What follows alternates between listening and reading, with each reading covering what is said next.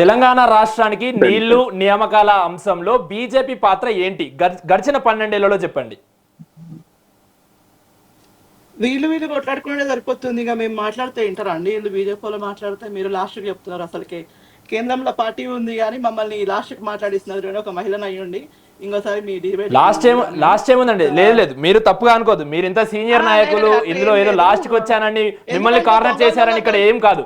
ఇక్కడ ప్రధానంగా తెలంగాణను పాలించినటువంటి 2 ప్రభుత్వాల వాదనలు విని కేంద్రంలో మీరు ఇప్పటికీ కూడా ఉన్నారు, గతంలో ఉన్నారు, ఇప్పుడు కూడా ఉన్నారు. ఖచ్చితంగా వీళ్ళిద్దరు వాదనలు విన్న తర్వాత మీ వాదన ఏంటి, వీళ్ళు మాట్లాడిన దాన్ని బట్టి అనే కోణంలోనే మిమ్మల్ని 3వ ప్లేస్ లో తీసుకోవడం జరిగింది. అంతే తప్ప మీరు తప్పుగా అనుకోకూడదు. చెప్పండి, ఏం చెప్పాలనుకుంటున్నారు? దొంగలు కలిసి ఊర్లు పంచుకుంటున్నారు. కాళేశ్వరం ప్రాజెక్ట్ పైన అది జరుగుతా ఉంది. కుంగినటువంటి ప్రాజెక్టు ఒకవైపు ఉంటే వందల సంవత్సరాలు ఉన్నటువంటి ప్రాజెక్టు వాస్తవానికి చెప్పాలంటే నాగార్జున సాగర్ కానివ్వండి, లేకపోతే జురాల కానివ్వండి, ఇవన్నీ కూడా ఎప్పుడో కట్టిన ప్రాజెక్టులు. అవి ఇవాళ వరకు వాటికి రిపేర్లు చేసే అవకాశం రాలేదు. కానీ మన యొక్క గౌరవ మాజీ ముఖ్యమంత్రి కేసీఆర్ గారు చేసినటువంటి ఒక తెలివైన పని వల్ల ఆయన అతి తెలివితోన ప్రాజెక్ట్ ని రీడిజైన్ చేసిండు. ఆయన ఉన్నటువంటి ఇంజనీర్లను మంచిగా పనిచేయనిచ్చింటే ప్రాబ్లం లేకపోయేది. కానీ ఇప్పుడున్న పరిస్థితికి ఏమైతుందంటే లేనెక్కి దేనా ఇవ్వాల్సిన పరిస్థితి వస్తుంది ఇక్కడ.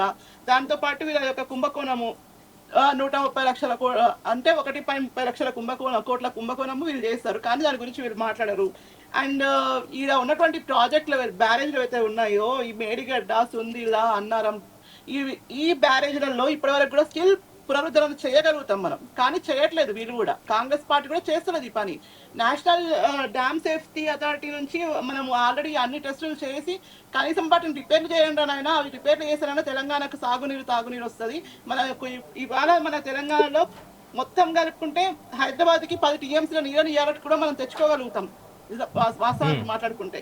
దాంతోపాటు ఒకవేళ మనం అన్నారం సుందిల నుంచి త్వరగా వాటిని పునరుద్ధరించుకొని కుంగిన ఏవైతే ఉన్నాయో అవి పిల్లర్లను వాటిని చక్కగా చేసుకొని మనం ఎత్తిపోసుకుంటే 20 నుంచి 25 లక్షల ఎకరాలకు సాగునీరు అందించుకోగలుగుతాము.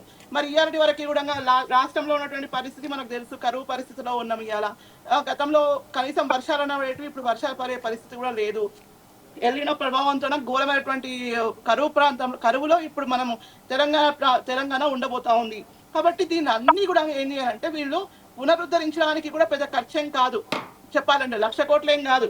దాన్ని పునరుద్ధరించడం బానేసి ఒకరి మీద ఒకరు ఆరోపణలు చేసుకుంటున్నారు. ఇప్పుడు ప్రజలకు కావాల్సింది ఏంటి? తెలంగాణలో ఉన్నటువంటి ప్రజలకు రాజకీయాలు కాదు కదా, ఉన్నటువంటి పరిస్థితులలో మనం ఏం చేయగలుగుతాము? ఇప్పటికే మనం ఇచ్చినటువంటి నివేదికలలో కూడా కనీసం పునరుద్ధరణ చేసుకుంటే, ఎత్తిపోసుకుంటే ఆ నీళ్లను మనము వాడుకోగలుగుతాం తెలంగాణకు అని చెప్పేసి ఆల్రెడీ చెప్పారు. కానీ కాంగ్రెస్ ప్రభుత్వానికి ఏంటంటే ఇక్కడ ఉన్నటువంటి వీళ్ళకందరికీ కూడా సిబిఐ ఎంక్వైరీ చేయాలన్న ఆశ అనమాట. ఈ సిబిఐ ఎంక్వైరీ చేసి దాన్ని అటు ఇటు తేల్చకుండా చేసి ఈ వర్షాకాలం కూడా పోతుంది, తర్వాత వచ్చే చలికాలం కూడా పోతుంది, ఎండాకాలం వస్తే అప్పుడు అన్నమో రామచంద్ర అని చెప్పేసి మనం అడుక్కోవాలన్నమాట. ఒకప్పుడు తెలంగాణ అన్నపూర్ణ అని చెప్పుకుంటుంటాం కదా, ఇప్పుడు తెలంగాణ అన్నమో రామచంద్ర అనే పరిస్థితికి వాళ్ళ కాంగ్రెస్ పార్టీ తీసుకొస్తుంది. దానికి సహకరిస్తున్నది ఈ బీఆర్ఎస్ పార్టీ వాళ్ళు కూడా.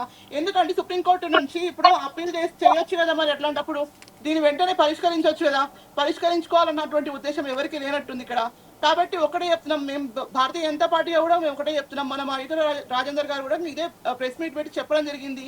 ఖచ్చితంగా తెలంగాణకు మనము కాళేశ్వరం ప్రాజెక్ట్ అనేది మనము నీళ్లు ఇప్పటికైనా కూడా పంపించుకోవచ్చు, మనం పంపు చేసుకోవచ్చు, ఎత్తి పోసుకోవచ్చు. కానీ ఆ పని మనం చేయడం లేదు.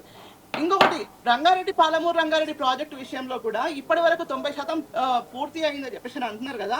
ఇవాళ వరకు కూడా అక్కడ ల్యాండ్ ఎక్విజిషన్స్ చేస్తున్నారు. ఆ ల్యాండ్ ఎక్విజిషన్ చేసినటువంటి రైతుల యొక్క గోసలు అన్నవి ఎవరు పట్టించుకోవడం లేదు. మా నాగర్ కర్నూలు జిల్లా మొత్తం కూడా ఇవాళ అన్ని పంట పొలాలన్నీ కూడా ఆ కాలువల కోసం ఇవ్వాలి అని చెప్పేసి ఈ యొక్క కాంగ్రెస్ ప్రభుత్వం చేసినటువంటి దుర్బుద్ధి ఏదైతే ఉందో, నాటకాలు ఏవైతే ఉన్నాయో అవన్నీ మేము గమనిస్తున్నాము. గతంలో చేసినటువంటి బీఆర్ఎస్ పార్టీ కూడా ఇదే పని చేసింది. పాలమూరు రంగారెడ్డి ప్రాజెక్ట్ సంబంధించినటువంటి మనకు ఏదైతే ప్రాజెక్టు విషయంలో చాలా రకాలైనటువంటి అవకతవకలు జరిగినా కూడా వాటిని ఎక్కడ కూడా పట్టించుకోలేదు. మరి ఇంకా ఎన్ని రోజులు కాలయాపన చేస్తారు? తెలంగాణలో ఉన్నటువంటి మనము నిధులు నియామకాల కోసం అని చెప్పేసి తెలంగాణ తెచ్చుకుంటే మా పాలమూరు జిల్లాని ఎండబెట్టేటట్టున్నారు అందరు కలిసి. మరి కాళేశ్వరం ఒకటే తెలంగాణకు కావాలి అనుకున్నప్పుడు మరి మిగతా తెలంగాణ అంతా కూడా ఎండిపోవాల్సిందేనా? మరి రంగారెడ్డి జిల్లా ఏం కావాలి? మరి పాలమూరు జిల్లా ఏం కావాలి? మరి మా పాలమూరు కేంద్రం వద్ద ఉన్న పరిష్కారాలు అంటే ఏం చెప్తారు మరి ఈ సమస్య పైన? చెప్తున్నామండి, మేము ఉన్నటువంటి నీళ్ళను వాడుకోవడం అనేది అవసరం ఉంది. ఇప్పుడు ఎందుకంటే పైనుంచి వర్షాలు వచ్చే పరిస్థితి లేదు మనకు. ఎందుకంటే ఇప్పుడు ప్రకృతిని మనం నియంత్రించలేము కదా. ప్రకృతి విషయాన్ని మనం ప్రకృతిని పసిగట్టి కనీసం ఇప్పుడున్నటువంటి పరిస్థితులలో, వర్షాభావ పరిస్థితులలో, ఇప్పుడు ప్రజెంట్ చెప్తున్నది మాత్రం వర్షాభావ పరిస్థితి ఉంది కాబట్టి వెంటనే రైతులకు నీళ్ళు ఎట్లా ఇవ్వగలుగుతాము, రైతుల పంటలకు నీళ్ళు ఎట్లా ఇవ్వగలుగుతాము. లేకపోతే మొన్న ఎవరండి తుమ్మల నాగేశ్వరరావు గారు మాట్లాడుకుంటే ఏమంటున్నారండి, వరి సాగు చేయకండి, మీరు ఆరు తడి మెట్ట పంటలు వేసుకోండి అని చెప్పేసి అని మాట్లాడుతున్నాడు. మరి ఏంది అసలుకు అంటే అన్నం బో తినొద్దు అనమాట. మనము ఏవేవో అవసరం లేనటువంటి పంటలన్నీ వేసుకొని మనం తెలంగాణలో ఉన్నటువంటి రైతులము ఆగమైపోయినా పర్లేదు, కానీ మేము మాత్రం మంచిగా ఉంటాము, మేము బీఆర్ఎస్ వాళ్ళం కలిసి పనిచేసుకుంటాము. మరి ఇక్కడ ఉన్నటువంటి తెలంగాణలో ఉన్నటువంటి మా యొక్క రైతుల విషయంలో కానీ ప్రజల విషయంలో మాకు ఎట్లాంటి సంబంధం లేదు అన్న ఒక ధోరణి మాత్రం ఇక్కడ కనిపిస్తుంది. కాబట్టి వెంటనే మీరు ఏం చేయాలి, కాళేశ్వరం ప్రాజెక్టులో ఉన్నటువంటి నీళ్లను వాడుకోవడానికి ముందు ప్రయత్నం చేయండి అని చెప్పేసి నేను విజ్ఞప్తి చేస్తున్నాను అంతే. ఇంకొకటి ఏంటంటే ఇవాళ నిరుద్యోగం విషయంలో గత బీఆర్ఎస్ పార్టీ 10 ఏళ్ల పాలనలోనే కదండి మనకు నిరుద్యోగులందరూ కలిసి ఆగమైన తెలంగాణలో టీఎస్పీఎస్సీలో అవకతవకలు జరిగినాయి, ఈ యొక్క కమిటీనే రద్దు చేయాలి అని చెప్పేసి అని ఆ రోజు లొల్లిపెట్టి మనము అక్కడ నుంచి బీఆర్ఎస్ పార్టీని గద్దె దింపి కాంగ్రెస్ పార్టీని మీరు గద్దెనెక్కించిండ్రు. మరి గొర్రె కషాయాన్ని నమ్మినట్టు మీరు మళ్ళీ బీఆర్ఎస్ పార్టీని నమ్ముతున్నారు. మరి ఎట్లా మీరు అసలు ఎట్లా నమ్ముతున్నారని చెప్పేసి నేను అడుగుతున్నా. ఇలా ఓయూలో ఉన్నటువంటి విద్యార్థులు కానివ్వండి, లేకపోతే దిల్సుఖ్ నగర్లో అశోక్ నగర్ ఏరియాలలో ఉన్నటువంటి విద్యార్థులు కానివ్వండి, లేకపోతే ఇంకా ఇళ్లలో కూర్చొని చదువుకుంటున్నటువంటి విద్యార్థులందరూ కూడా మాకేవో సర్కారు కొలువులు వస్తాయి, ఏమన్నా కనీసం చిన్న జాబ్ అన్న వస్తుందేమో అని ఒక ఆశతోనే ఎదురు చూస్తున్నారు. గతంలో ఉన్నటువంటి మన కేసీఆర్ గారి ప్రభుత్వంలో విఆర్ఓ వ్యవస్థను రద్దు చేసినటువంటి పరిస్థితి. తర్వాత ఏం జరిగింది, పోలీస్ రిక్రూట్మెంట్ కూడా ప్రాపర్గా చేయలేదు, ఒక మెగా టీఎస్సీ అనేది కూడా ఇవాళ వరకు పెట్టలేదు, టెట్ని కూడా ఇవాళ వరకు మొన్ననే రిజల్ట్ వచ్చినటువంటి టెట్కి సంబంధించింది. కానీ ఎందుకు నియామకాల విషయంలో మీరు ఎందుకు జాప్యం చేస్తున్నారు? మరి ఎక్కడ ఖాళీలు ఉన్నాయో సంగతి మొత్తం నివేదిక మీ దగ్గర ఉంటుంది. మరి అట్లాంటప్పుడు నివేదిక మీ దగ్గర ఉన్నప్పుడు మీరు ఉద్యోగాలు ఇవ్వడానికి ఎందుకు జాప్యం చేస్తున్నారు? అంటే మీరు ఓట్లు వేయించుకోవడానికి మాత్రం నిరుద్యోగులను వాడుకుంటారా? మరి ఓట్లు వేయించుకోవడానికి మాత్రమే నిరుద్యోగులు కావాలి. ఇవాళ మళ్ళీ అదే ఓట్ల కోసం అని చెప్పేసి రేపు వచ్చేటటువంటి జిహెచ్ఎంసీ స్థానిక సంస్థల ఎన్నికల కోసం అని చెప్పి మళ్ళీ బీఆర్ఎస్ పార్టీ ఆ నిరుద్యోగులను దగ్గరకు తీసుకుంటున్నారు వీళ్ళు. అంటే ధృతరాష్ట్ర కౌగిలి ఇదంతా కూడా వాళ్ళకి అర్థం కావట్లేదు మా పిల్లలకు. నేను అందుకే ఒక విజ్ఞప్తి కూడా చేసినాను నిరుద్యోగులకు అందరికీ, దయచేసి మీరు ఏ రాజకీయ పార్టీ దగ్గరికి పోకండి, ఏ రాజకీయ party irrespective of all parties వదిలేసేయండి. మీ యొక్క ఉద్యమం మీరు సొంతంగా చేయండి. మీ సొంతంగా మీరు ఉద్యమం చేసిన రోజే మీకు ఫలితాలు వస్తాయని చెప్పేసి నా యొక్క ఆశ. లేకపోతే తెలంగాణ ఉద్యమంలో మనం ఏ విధంగా చేస్తే తెలంగాణ వచ్చింది, ఉస్మానియా యూనివర్సిటీలో విద్యార్థులు ఉద్యమం చేస్తే, కాకతీయ యూనివర్సిటీలో ఉద్యమం చేస్తే, పాలమూరు యూనివర్సిటీలో ఉద్యమం చేస్తే తెలంగాణ మనకు వచ్చింది. విద్యార్థుల యొక్క పాత్ర ఎంత కీలకమో ఆ విద్యార్థుల నిరుద్యోగులను చేసినటువంటి పాత్రలో కాంగ్రెస్ బీఆర్ఎస్ కి సమభాగం ఉంది ఇద్దరికి కూడా. కాబట్టి ఇక్కడ వీళ్ళు ఇచ్చినటువంటి ఇందాక అన్న చెప్పినట్టు 67,000 ఉద్యోగాలు, తర్వాత 70,000 ఉద్యోగాలు కాంగ్రెస్ వాళ్ళు ఇచ్చినాయి, మొత్తం కలుపుకుంటే ఇక్కడ ఇప్పుడు మరి 137,000 ఉద్యోగాలు మీరే ఇచ్చినని చెప్పేసి అని చెప్పుకుంటున్నారు కదా. మరి నిరుద్యోగులు ఎందుకు ఇవాళ రోడ్ల మీదకి వస్తున్నారు? మరి నిరుద్యోగులు ప్రతిరోజు రోడ్ల మీద కూర్చోవాల్సినటువంటి కర్మ వాళ్ళకి ఎందుకు పడుతుంది? ప్రతి ఒక్కటి కూడా గమనిస్తున్నారు తెలంగాణ ప్రజలు. కేవలం ఎలక్షన్స్ వచ్చినప్పుడు మాత్రమే నిరుద్యోగులను వాడుకుంటున్నారు ఈ యొక్క రెండు పార్టీలు. కాబట్టి గతంలో కూడా భారతీయ జనతా పార్టీ నుంచి కూడా మేము మా బండి సంజయ్ అన్న గారు ప్రెసిడెంట్ గా ఉన్నప్పుడు మేము విద్యార్థుల కోసం అని చెప్పేసి అని పాదయాత్రలు చేసినాం. ఆ పాదయాత్రలు చేసినప్పుడు కూడా విద్యార్థులు అందరూ కూడా మాతో రావడం జరిగింది. అది కాకుండా మొన్న అశోక్ నగర్ దగ్గర కూడా మేము చెలో సచివాలయం కార్యక్రమం చేస్తే కూడా అక్కడ కూడా వచ్చినటువంటి నిరుద్యోగులందరూ కూడా ఇవాళ మళ్ళీ పదే అదే తప్పు చేస్తున్నారు. మీరు కావాలి అనుకుంటే సాధించగలుగుతారు, విద్యార్థులు అనుకుంటే, విద్యార్థి ఉద్యమం అనుకుంటే సాధించలేనిది ఏంది లేదు.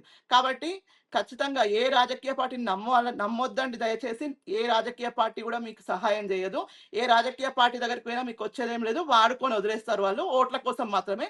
కాబట్టి అన్ని రాజకీయ పార్టీల ఆఫీసులో మెట్లు ఎక్కిండ్రు, అయిపోయింది. మీకు నిజంగా ధర్నాలు చేసేది ఉంటే, ఒకవేళ మాకు ఉద్యోగాలు రావాలని మీరు అనుకుంటే, మా ఉద్యోగాలు మాకు కావాలి, మా కొలువులు మాకు కావాలి అనుకుంటే స్వతంత్రంగా ఉద్యమం చేయడం నేర్చుకోండి. ఇతరుల మీద ఆధారపడడం బంద్ చేయండి అని చెప్పేసి నేను మాత్రం ఖచ్చితంగా చెప్తున్నానండి. అండ్ ఇంకొకటి, 2021లో సునీల్ నాయక్ పురుగుల మందు తాగి చచ్చిపోయిండు. ఆ తర్వాత దానికి కారణం ఎవరండి? కేసీఆర్ గారు, కేటీఆర్ గారు కాదా? ఎందుకు చచ్చిపోయిండు ఆ పిల్లగాడు ఆ రోజు? మరి అట్లనే గొల్ల గణేష్, ప్రవళిక, వీళ్ళు కాకుండా ఇంకా చాలా మంది ఆత్మహత్యలు చేసుకున్నారు పిల్లలు. రోడ్ల మీదకి వస్తే మాకెవరు కూడా అసలు ఓకే, తెలుసుకుందాం ఒకసారి ఆ బీఆర్ఎస్ నాయకులని అడిగి తెలుసుకుందాం. జరగట్లేదు అని చెప్పేసి. నిరుద్యోగం అంటే ఒక డెఫినేషన్ కావాలా మీకు? నిరుద్యోగం అంటే ఏంది అని చెప్పేసి దానికి విధి విధానాలు ఏంటివి అని కూడా అడుగుతున్నారంట. ఎంత ఘోరమైనటువంటి విషయం! నిరుద్యోగానికి విధి విధానాలు ఉంటాయా? ఒక గవర్నమెంట్ ఉద్యోగం అని అంటే అది సెక్యూర్, నా జీవితానికి సెక్యూరిటీ ఉంటుంది అన్న ఒక ఉద్దేశంతోనే వాళ్ళు నిరుద్యోగులు ఇన్ని సంవత్సరాలు వెయిట్ చేసిండ్రు. చెప్పండి మరి, మా దగ్గర మాకు చేత కాదు, మేము ఉద్యోగాలు ఇవ్వలేము, మా దగ్గర పైసలు లేవు, ఎందుకంటే గత బీఆర్ఎస్ పార్టీ మొత్తం దోసుకపోయిందని చెప్పేసి ఈయననే చెప్తాడు. మళ్ళీ మేము ఉద్యోగాలు ఇస్తామని చెప్పేసి మళ్ళీ రేవంత్ రెడ్డి గారు చెప్తారు.